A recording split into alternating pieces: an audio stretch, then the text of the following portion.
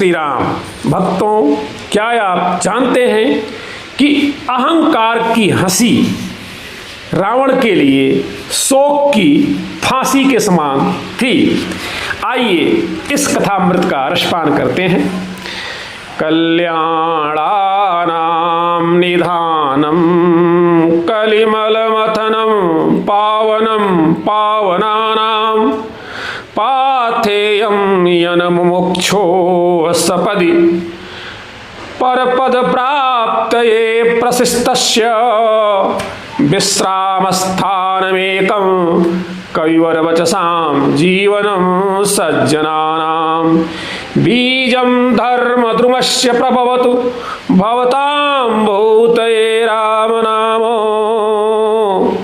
परम आत्मीय श्रोताओं, आज हम सुंदरकांड के उस मोड़ पर खड़े हैं जहां रावण का एटीट्यूड और उसकी इटर्नल रिपोर्ट आपस में टकरा रही है। हनुमान जी महाराज नागपाश में बंधकर रावण की सभा में पहुंच गए।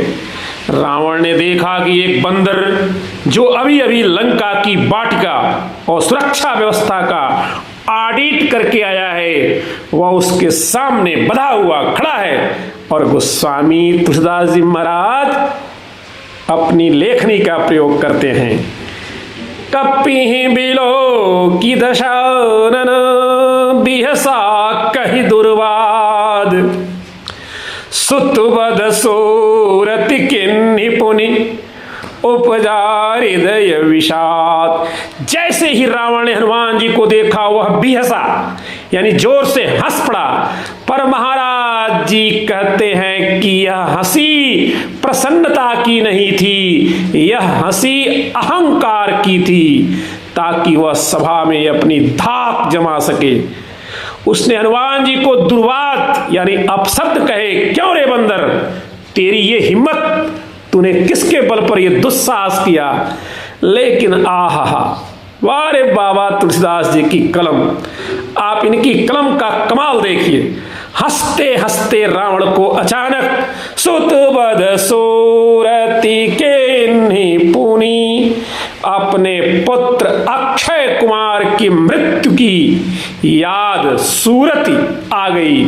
और जैसे ही याद आई, उसकी हंसी हवा हो गई और हृदय में विषाद उपजा, हृदय विषाद, गहरा दुख भर गया। अब रावण की हालात उस व्यक्ति जैसी हो गई जो दूसरों की शादी में जोर जोर से हंस रहा है और अचानक याद आए कि घर की चाबी तो अंदर ही छूट गई और गैस भी खुली है।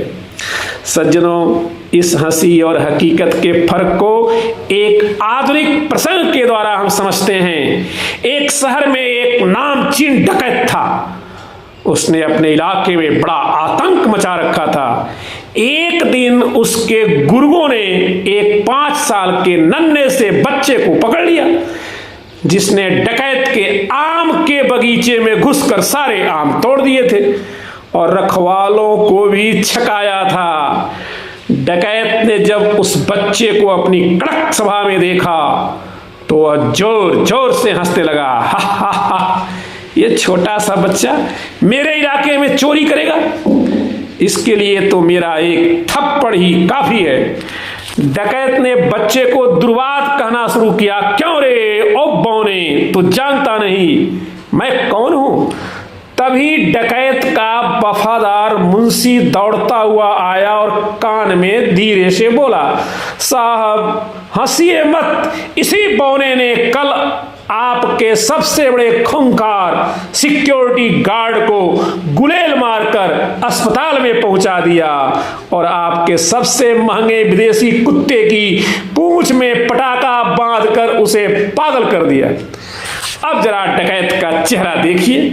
जो डकैत अभी अभी हंस रहा था, उसकी हंसी गले में ही अटक गई और उसे अपने गार्ड और कुत्ते की याद आते ही विषाद, टेंशन होने लगा कि ये बच्चा नहीं, ये तो चलता फिरता बम है।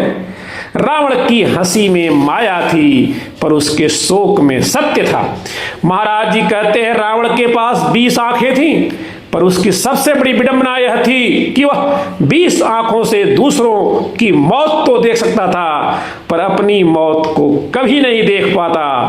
वाल्मीकि रामायण के सुंदरकांड में आता है कि रावण हनुमान जी के तेज को देखकर मन ही मन विस्मित था कि क्या नंदी का साप सत्य होने जा रहा है। यह हनुमान जी के मुख को ऐसे असंख्य निर्भय देख रहा था जैसे सांपों के बीच में गरुड़ जी खड़े हो। हनुमान जी को कोई चिंता नहीं थी।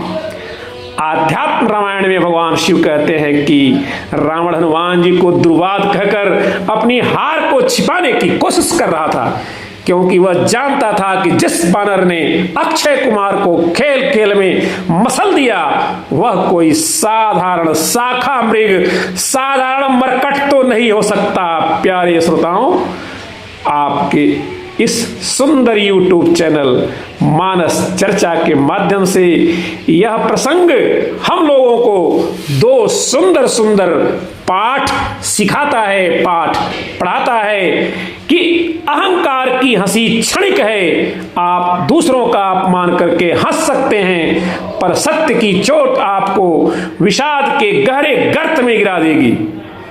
दूसरी बात यह है कि भय का कारण हमें पहचानना चाहिए।